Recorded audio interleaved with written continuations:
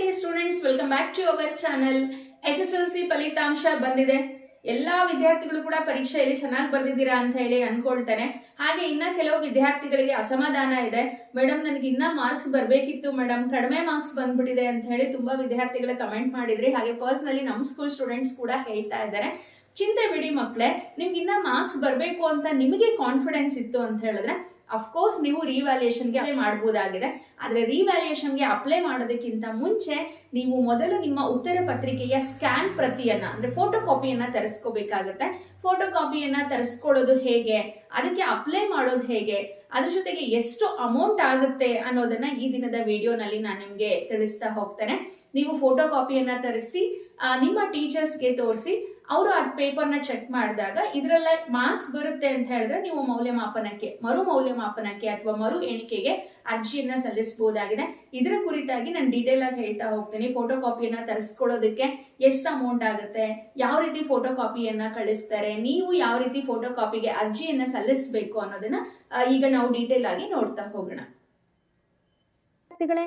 ನೀವು ನಿಮ್ಮ ಉತ್ತರ ಪತ್ರಿಕೆಗಳ ಸ್ಕ್ಯಾನ್ ಪ್ರತಿಯನ್ನ ಪಡೆದುಕೊಳ್ಬೇಕು ಅಂತ ಹೇಳಿದ್ರೆ ಸ್ಕೂಲ್ಗೆ ಹೋಗಿ ಅಪ್ಲೈ ಮಾಡಬೇಕು ಅಂತ ಏನಿಲ್ಲ. ನಿಮ್ಮ ಮನೆಯಲ್ಲೇ ಮೊಬೈಲ್ನಲ್ಲಿ ಅಥವಾ ಲ್ಯಾಪ್ಟಾಪ್ ಅಲ್ಲಿ ಆಚೆ ಕಡೆ ಸೈಬರ್ ಸೆಂಟರ್ನಲ್ಲಿ ನೀವು ಅಪ್ಲೈ ಮಾಡಬಹುದಾಗಿದೆ. ಹಾಗಿದ್ರೆ ಯಾವ ರೀತಿ ಅಪ್ಲೈ ಮಾಡೋದು ಅಂದ್ರೆ ನಿಮ್ಮ ಮೊಬೈಲ್ನ ಯಾವುದೇ ಒಂದು ಬ್ರೌಸಿಂಗ್ ಆಪ್ಗೆ ಹೋಗಬೇಕು. ನಾನು ಇಲ್ಲಿ ಕ್ರೋಮ್ ಬ್ರೌಸರ್ಗೆ ಹೋಗ್ಬಿಟ್ಟು ಇಲ್ಲಿ KSEAB ಅಂತ ಹೇಳಿ ನಾನು ಟೈಪ್ ಮಾಡ್ತಾ ಇದ್ದೀನಿ. ಕರ್ನಾಟಕ ಶಾಲಾ ಪರೀಕ್ಷೆ ಮತ್ತು ಮೌಲ್ಯ ನಿರ್ಣಯ ಮಂಡಳಿಯ ಅಫಿಷಿಯಲ್ ವೆಬ್ಸೈಟ್ ಇದಾಗಿದೆ. KSEAB ಅಂತ ಹೇಳಿ ಟೈಪ್ ಮಾಡಿದ್ರಿ ಅಂತ ಹೇಳಿದ್ರೆ ನಿಮ್ಗೆ ಈ ರೀತಿ ಒಂದು ಪುಟ ತೆರೆದುಕೊಳ್ಳುತ್ತೆ. Karnataka school examination and assessment board ಅಂತ ಹೇಳಿ ನೀವು ಈಗ ಅದ್ರ ಮೇಲೆ ಕ್ಲಿಕ್ ಮಾಡಬೇಕು. ಕ್ಲಿಕ್ ಹಿಯರ್ ಅಂತ ಇದೆ ನೋಡಿ, KSEAB ಅದ್ರ ಮೇಲೆ ಕ್ಲಿಕ್ ಮಾಡಿದ್ರಿ ಅಂತ ಹೇಳಿದ್ರೆ ನಿಮಗೆ ಅಫಿಷಿಯಲ್ ವೆಬ್ಸೈಟ್ ನ ಮೇನ್ ಪೇಜ್ ತೆರೆದುಕೊಳ್ಳುತ್ತೆ. ಅದ್ರ ಕೆಳಗೆ ಆನ್ಲೈನ್ ಸರ್ವಿಸಸ್ ಅಂತ ಇರುತ್ತೆ, ಅಲ್ಲಿ SSLC ಅಂತ ಇರುತ್ತೆ, ಅದ್ರ ಮೇಲೆ ನೀವು ಕ್ಲಿಕ್ ಮಾಡ್ಬೇಕಾಗತ್ತೆ. SSLC ಮೇಲೆ ಕ್ಲಿಕ್ ಮಾಡಿದ್ರಿ ಅಂತ ಹೇಳಿದ್ರೆ ನಿಮಗೆ ಏನೇನು ಮಾಹಿತಿ ಬೇಕೋ ಆ ಎಲ್ಲಾ ಮಾಹಿತಿಗಳು ಬರ್ತಾ ಹೋಗುತ್ತೆ. ಇಲ್ಲಿ ನೋಡ್ಬೋದಾಗಿದೆ ಯಾವೆಲ್ಲ ಮಾಹಿತಿಗಳಿದೆ ಅಂತ ಹೇಳಿ.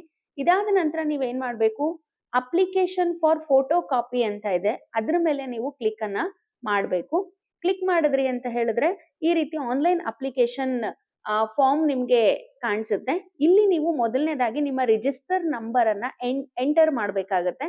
ಹಾಗೆ ಪಕ್ಕದಲ್ಲೇ ಗ್ರೀನ್ ಕಲರ್ ವ್ಯೂ ಅಂತ ಇದೆಯಲ್ಲ ಅದ್ರ ಮೇಲೆ ಕ್ಲಿಕ್ ಮಾಡ್ತು ಅಂತ ಹೇಳಿದ್ರೆ ಸ್ಟೂಡೆಂಟ್ ನ ಫುಲ್ ಡೀಟೇಲ್ಸ್ ಬರುತ್ತೆ. ಇಲ್ಲಿ ಯಾವ ಸಬ್ಜೆಕ್ಟ್ ಅಲ್ಲಿ ಎಷ್ಟು ಮಾರ್ಕ್ಸ್ ತಗೊಂಡಿದ್ದಾರೆ ಅಂತ ಹೇಳಿ. ಇಲ್ಲಿ ನೋಡಿ, ಇಲ್ಲಿ ಸೆಲೆಕ್ಟ್ ಸಬ್ಜೆಕ್ಟ್ಸ್ ಅಂತ ಇದೆಯಲ್ಲ ಅದ್ರ ಮೇಲೆ ನೀವು ಯಾವ್ಯಾವ ಫೋಟೋ ಕಾಪಿ ಬೇಕು ಅಂತ ಹೇಳಿ ಕ್ಲಿಕ್ ಮಾಡಿ ಎಸ್ ಅಂತ ಕೊಡ್ಬೇಕು. ಹಾಗೆ ಅದ್ರ ಪಕ್ಕನೆ ಅಮೌಂಟ್ ತೋರಿಸುತ್ತೆ, ಒಂದಕ್ಕೆ 400 rupees. ಅಲ್ಲಿಗೆ ಇವರು 3 ಮಾಡಿದ್ದಾರೆ, ಅಲ್ಲಿಗೆ 1200 ಆಗುತ್ತೆ. ಅದಾದ ನಂತರ ಕೆಳಗಡೆ ಇಲ್ಲಿ ಕ್ಯಾಂಡಿಡೇಟ್ ಮೊಬೈಲ್ ನಂಬರ್ ಅಂತ ಹೇಳಿ ಕೇಳುತ್ತೆ. ಮೊಬೈಲ್ ನಂಬರ್ಗೆ OTP ಬರೋದ್ರಿಂದ ನಿಮ್ಮ ಬಳಿ ಇರ್ತಕ್ಕಂತಹ ಮೊಬೈಲ್ ನಂಬರ್ ಅನ್ನ ಇವಾಗ ನೀವು ಕೊಡ್ಬೇಕಾಗತ್ತೆ. ಅದಾದ ನಂತರ ಪಕ್ಕದಲ್ಲಿ ಇಮೇಲ್ ID ಇದೆ, ಇಮೇಲ್ ID ಇದ್ರೆ ಕೊಡ್ಬೋದು, ಇಲ್ಲ ಅಂದ್ರೆ ಸ್ಕಿಪ್ ಮಾಡ್ಬೋದು. ಕೆಳಗಡೆ ಅಡ್ರೆಸ್ ಕೇಳ್ತಾ ಇದ್ದಾರೆ, ಇಲ್ಲಿ ನೀವು ನಿಮ್ಮ ಮನೆಯ ವಿಳಾಸವನ್ನ ಬರಿಬೇಕಾಗತ್ತೆ. ಅದ್ರ ಕೆಳಗಡೆ ತಾಲೂಕು ಕೇಳ್ತಾ ಇದ್ದಾರೆ, ಯಾವ ತಾಲೂಕು ನೀವು, ಹಾಗೆ ಯಾವ ಡಿಸ್ಟಿಕ್, ಅದರ ಪಿನ್ ಕೋಡ್ ಅನ್ನ ಬರೀರಿ ಅಂತ ಹೇಳಿ ಕೇಳ್ತಾ ಇದ್ದಾರೆ. ಸೊ ಇದಿಷ್ಟನ್ನ ನೀವು ಟೈಪ್ ಮಾಡ್ಬೇಕಾಗತ್ತೆ. ನೀವು 6 ಸಬ್ಜೆಕ್ಟ್ ತಗೋಬೇಕು ಅಂದ್ರೆ ಅಲ್ಲಿ ಪಕ್ಕದಲ್ಲಿ ಎಲ್ಲದಕ್ಕೂ ಕೂಡ ಎಸ್ ಅಂತ ಹೇಳಿ ಹಾಕ್ಬೇಕು. ಇಲ್ಲ ಒಂದು ಸಬ್ಜೆಕ್ಟ್ ಇದ್ರೆ ಅದ್ರ ಮುಂದೆ ನೀವು ಎಸ್ ಅಂತ ಹೇಳಿ ಹಾಕಿದ್ರೆ ನಡೆಯುತ್ತೆ. ಹಾಗೆ ಅದ್ರ ಮುಂದೆನೆ ಟೋಟಲ್ ಅಮೌಂಟ್ ಕೂಡ ನಿಮ್ಗೆ ತೋರಿಸ್ತಾ ಇದೆ, ಮೇಲ್ಗಡೆ ಸ್ಕ್ರೀನ್ ಅಲ್ಲಿ ನೋಡ್ಬೋದು 400 ಅಂತ ತೋರಿಸ್ತಿದೆ. ಈಗ ಅಡ್ರೆಸ್ ಎಲ್ಲ ಟೈಪ್ ಮಾಡಿದೀರಾ, ಹಾಗೆ ತಾಲೂಕ್ ಯಾವುದು ಅಂತ ಹೇಳಿ ಹಾಕಿದೀರಾ, ಅದ್ರ ಜೊತೆಗೆ ಪಿನ್ ಕೋಡ್ ಕೂಡ ಹಾಕಿದೀರಾ. ಅದಾದ್ಮೇಲೆ ನಂತರ ಏನ್ ಮಾಡ್ಬೇಕು, ಕೆಳಗಡೆ ಇಲ್ಲಿ ಕಾಣಿಸ್ತಾ ಇದೆ ನೋಡಿ ಗ್ರೀನ್ ಕಲರ್ ಅಲ್ಲಿ ಜನರೇಟ್ OTP ಅಂತ ಇದೆ, ಅದ್ರ ಮೇಲೆ ಕ್ಲಿಕ್ ಮಾಡ್ತು ಅಂತ ಹೇಳಿದ್ರೆ ನೀವು ಮೇಲ್ಗಡೆ ಯಾವ ಫೋನ್ ನಂಬರ್ ಅನ್ನ ಕೊಟ್ಟಿರ್ತೀರೋ ಆ ಫೋನ್ ನಂಬರ್ಗೆ ಒಂದು OTP ಬರುತ್ತೆ. ಆ OTP ಯನ್ನ ನಂತರ ಎಂಟ್ರಿ ಮಾಡ್ಬೇಕಾಗತ್ತೆ. ಸರ್ವರ್ ಸ್ವಲ್ಪ ಬ್ಯುಸಿ ಇರೋದ್ರಿಂದ ಇಲ್ಲಿ ನಿಧಾನ ಆಗ್ತಾ ಇದೆ, ವೇಟ್ ಮಾಡಿ ಮಕ್ಕಳೇ. ಇವಾಗ ನಾನು ಇಲ್ಲಿ ತುಮಕೂರು ತಾಲೂಕ್ ಅಂತ ಹೇಳಿ ಹಾಕಿದ್ದೀನಿ. ಹಾಗೆ ಈಗ ಪಿನ್ ಕೋಡ್ ಕೂಡ ಹಾಕ್ತಾ ಇದ್ದೀನಿ. ಪಿನ್ ಕೋಡ್ ಹಾಕಿದ ನಂತರ ನಾನು ಇಲ್ಲಿ ಜನರೇಟ್ OTP ಕೊಡ್ತಾ ಇದ್ದೀನಿ ನೋಡಿ. ಜನರೇಟ್ OTP ಕೊಟ್ಟ ತಕ್ಷಣ ಈ ರೀತಿ 100% ಅಂತ ಹೇಳಿ ಕವರ್ ಆಗುತ್ತೆ. ಅಪ್ಲಿಕೇಶನ್ ಈಗ ಫಿಲ್ ಆಗಿದೆ. ಫಿಲ್ ಆದ ತಕ್ಷಣ OTP ಬಂದಿರುತ್ತಲ್ವಾ ನಿಮ್ಮ ಮೊಬೈಲ್ಗೆ, ಆ OTP ನ ಇಲ್ಲಿ ಎಂಟ್ರಿ ಮಾಡಬೇಕು ನೋಡಿ. ಎಂಟರ್ OTP ಅಂತ ಇದೆ, ಇಲ್ಲಿ ಕ್ಯಾಪ್ಸ್ ಅಲ್ಲಿ ಇರುತ್ತೆ, ಇಲ್ಲಿ ಕ್ಯಾಪಿಟಲ್ ಲೆಟರ್ಸ್ ಮತ್ತೆ ನಂಬರ್ಸ್ ಎರಡು ಇರುತ್ತೆ. ನಿಮ್ಗೆ ಏನು OTP ಬಂದಿರುತ್ತೆ ಆ OTP ನ ಅಲ್ಲಿ ಫಸ್ಟ್ ಎಂಟ್ರಿ ಮಾಡ್ಬೇಕಾಗುತ್ತೆ. ನೀಟಾಗಿ ನೋಡ್ಕೊಂಡು ಎಂಟ್ರಿ ಮಾಡ್ಬೇಕು ಮಕ್ಕಳೇ, ತಪ್ಪು ಮಾಡಬಾರ್ದು. ನೋಡಿ ಇಲ್ಲಿ ನಾನು OTP ನ ಎಂಟ್ರಿ ಮಾಡ್ತಾ ಇದ್ದೀನಿ.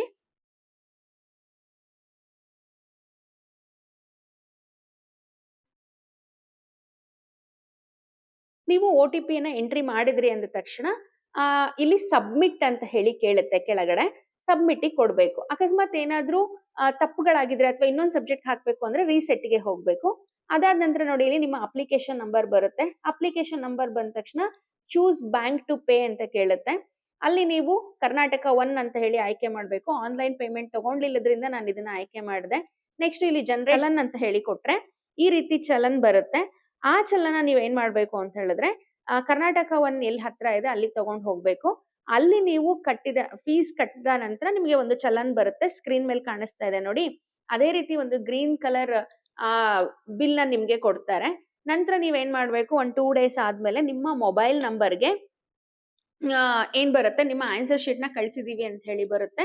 ಆಗ ನೀವು ಮತ್ತೆ ಇದೇ ವೆಬ್ಸೈಟ್ಗೆ ಬಂದು ನಾನು ಏನು ಫಸ್ಟ್ ಅಪ್ಲಿಕೇಶನ್ ನ ಫಿಲ್ ಮಾಡಿದ್ನಲ್ಲ ಅದ್ರ ಕೆಳಗಡೆ ಆನ್ಸರ್ ಪೇಪರ್ಸ್ ಅಂತ ಇರುತ್ತೆ. ಅದ್ರ ಮೇಲೆ ಕ್ಲಿಕ್ ಮಾಡಿ ನಿಮ್ಮ ಅಪ್ಲಿಕೇಶನ್ ನಂಬರ್ ಹಾಕಿ ನೀವು ನಿಮ್ಮ ಆನ್ಸರ್ ಶೀಟ್ ನ ಡೌನ್ಲೋಡ್ ಮಾಡ್ಕೋಬಹುದು. ಓಕೆನಾ ಮಕ್ಕಳೇ?